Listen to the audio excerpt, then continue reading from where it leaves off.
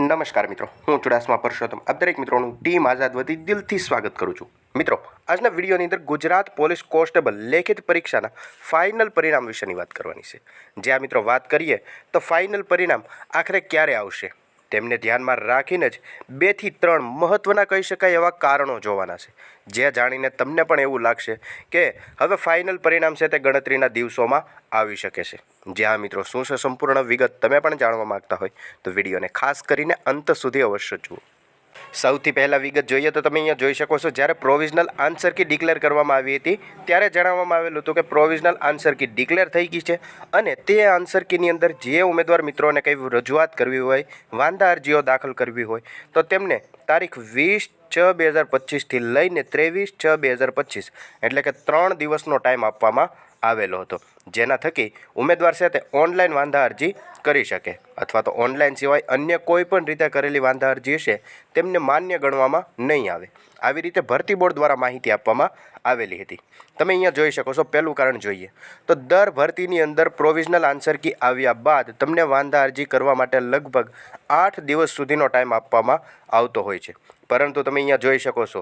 20/6/2025થી લઈને 23/6/2025 એટલે કે માત્ર અહીંયા 3 દિવસનો ટાઈમ આપવામાં આવેલો છે, એટલે કે ભરતી પ્રક્રિયા છે તે ખૂબ જ ઝડપથી ચાલશે। પ્રોવિઝનલ આન્સર કી આવી ગયા બાદ 3 દિવસ તમને વાંધા અરજી માટેનો ટાઈમ આપવામાં આવેલો હતો, જે પૂર્ણ થઈ ગયેલો છે। હવે વાંધા અરજીને ધ્યાનમાં રાખીને ફરી વખત જે આ પ્રોવિઝનલ આન્સર કી હતી તેમની ઉપર કામ કરવામાં આવશે અને જે જગ્યાએ જે ઉમેદવાર મિત્રોએ વાંધા કર્યા હોય તે પ્રમાણે જવાબ આવતા હશે તો પ્રોવિઝનલ આન્સર કીની અંદર સુધારા વધારા થશે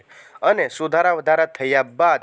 પ્રોવિઝનલ આન્સર કી ઉપર લગભગ વાંધા અરજીને ધ્યાનમાં રાખીને 7 થી 8 દિવસ કે 10 દિવસ આજુબાજુ કામ ચાલતું હોય છે। ત્યારબાદ ફરી વખત ફાઇનલ આન્સર કી છે તે ડિક્લેર કરવામાં આવતી હોય છે, એટલે કહી શકાય કે 20/6/2025થી 23/6/2025 3 દિવસ પ્રોવિઝનલ આન્સર કીની અંદર વાંધા અરજી કરવા માટેના આપેલા હતા। હવે 23 તારીખથી લઈને 10 દિવસ તમે ગણી લો કે વાંધા અરજી ધ્યાનમાં રાખીને પ્રોવિઝનલ આન્સર કી ઉપર કામ કરવામાં આવશે। ત્યારબાદ 5 કે 7 દિવસની અંદર જ ફાઇનલ આન્સર કી છે તે ડિક્લેર કરવામાં આવશે અને ફાઇનલ આન્સર કી આવ્યા બાદ